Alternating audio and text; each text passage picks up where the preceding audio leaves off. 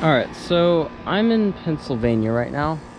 I am on spring break right now. This is part of my trip. It's Wednesday, April 1st, and I'm up here in Pennsylvania.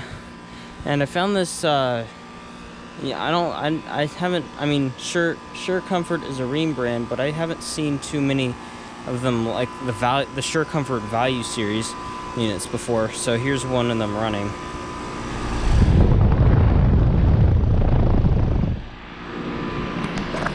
It's a straight cool unit. ProTech motor. It's from 2016 and it's a 2.5 ton. Nice and cold. Horsepower is right there. Yep. Anyways, thank you for watching, and over and out.